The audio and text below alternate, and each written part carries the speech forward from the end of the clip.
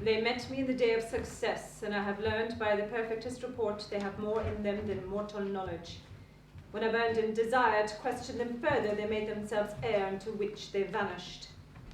As I stood wrapped in the wonder of it, came missives from the king, who all hailed me Thane of Cawdor, by which title before these weird sisters saluted me and referred me to the coming on of time as Hail, King that shalt be.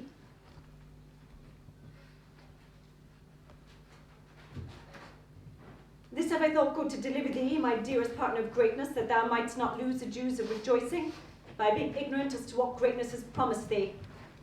Lay it to thy heart in farewell.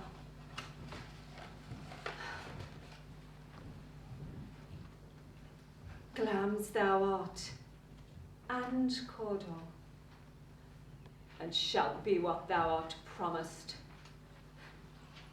Yet do I fear thy nature. It is too full of the milk of human kindness to catch the nearest way. Thou wouldst be great, art not without ambition, but without the illness should attend it. That thou wouldst highly, what thou wouldst holily, wouldst not play false, and yet wouldst wrongly win. Thou'st have, great Glams, that which cries, thus thou must do, if thou have it, which rather thou dost fear to do than wishes should be undone.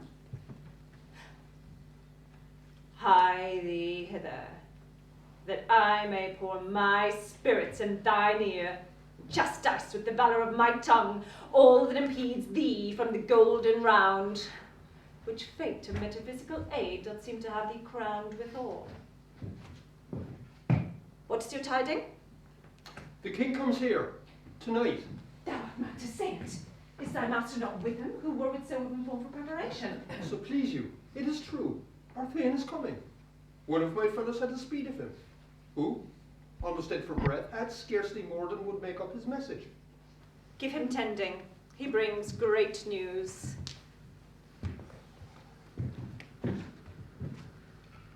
The raven himself is hoarse, that croaks the fatal entrance of Duncan under my battlements.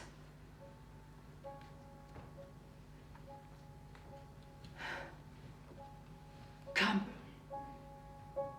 you spirits that tend on mortal thoughts, unsex me here. Fill me from the crown to the toe top full of direst cruelty.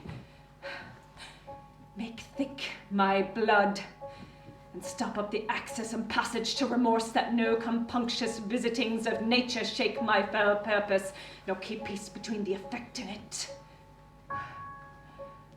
Come to my woman's breasts, and take my milk for gall, you murdering ministers, wherever in your sightless substances you wait on nature's mischief.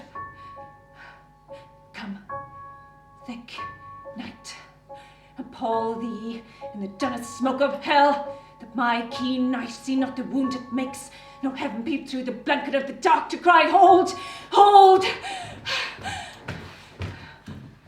Oh, great lambs, worthy Cawdor, thy letters have transported me beyond this ignorant present, and I feel now the future is in the instant. My dearest love, Duncan comes here tonight. And when goes hence? Tomorrow, as he purposes. Oh, never shall sun that morrow see. Your face, my Thane, it is as a book where men may read strange matters. But you beguile the time, look like the time. Bear welcome in your eye, your hand, your tongue. Look like the innocent flower, be the serpent under it. He that's coming must be provided for, and you shall put this night's great business into my dispatch, and shall all our nights and days to come give solely sovereign sway and masterdom. We will speak further. Only look up clear. To alter favour ever is to fear, and leave all the rest.